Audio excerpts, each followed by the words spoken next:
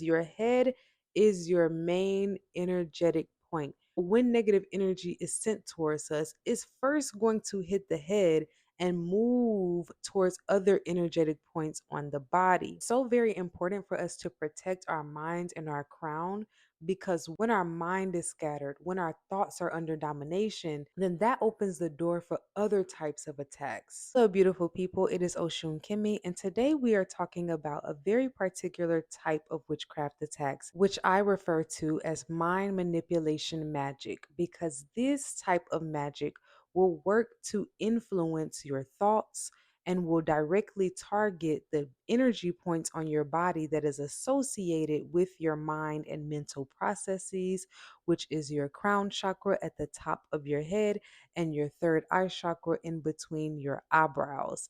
And if you have a very active third eye chakra, the energy of that chakra actually extends from the middle of your eyebrows to about the base of your hairline. So, today we're going to discuss how to identify whether mind manipulation magic is occurring in our life and what we can do to neutralize those attacks. Sign number one is experiencing a sense of double mindedness, or the sensation of there being another voice in your head.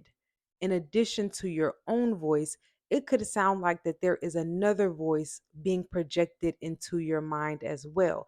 And this second voice could be the projections of the person who sent black magic your way, as in they can project particular thoughts into your mind through mind manipulation magic.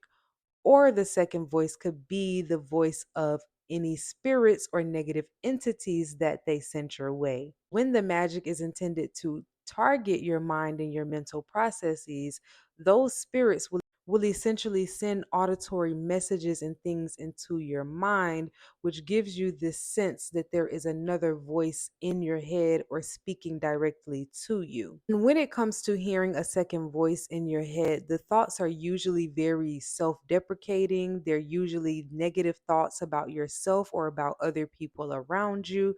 And especially if you know that you're not a negative person, but you're experiencing a lot of negative thoughts, then that is your sign that someone could be sending you psychic attacks. And so, some side effects related to this first sign is that as a result of this double mindedness, you could feel like your mind and your thoughts are very scattered, like your head is in multiple places at once, like your thoughts are literally being pulled on and you cannot focus on one specific thing. Sign number two is experiencing paranoia, or feeling like everyone is set up against you, feeling very suspicious of other people, or feeling generally unhinged. It is true that when we are experiencing a lot of witchcraft or spiritual attack, we really can deal with a lot of unknown and hidden enemies. But if we are in a place where every single person feels out to get us, then that could be a sign that you are experiencing psychic attack. And the fear and the paranoia that you are feeling is actually not your own energy, and it's energy projections or energy phantoms that are causing chaos and confusion around you. And usually you may feel this way if someone is sending chaos magic towards you, because chaos magic can project a lot of illusions around you. So, a sign that you may be experiencing mental or mind manipulation magic is that you are not seeing things very clearly. Sign number three is experiencing a lot of brain fog, where when I was under my most intense levels of psychic attack, it would be situations where I would walk into a room and completely forget why I'm there. Or when I was at my absolute worst, I walked into a room and didn't even remember when I had gotten to that room.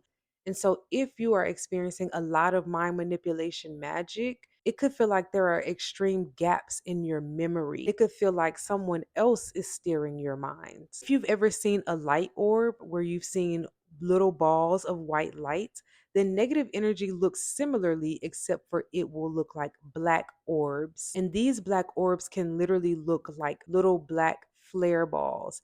And these flare balls can literally come down through the air, or they could travel on the ground. This is where we're going to begin to talk about how to protect yourself and how to cleanse some of that negative energy off of your body or out of your home.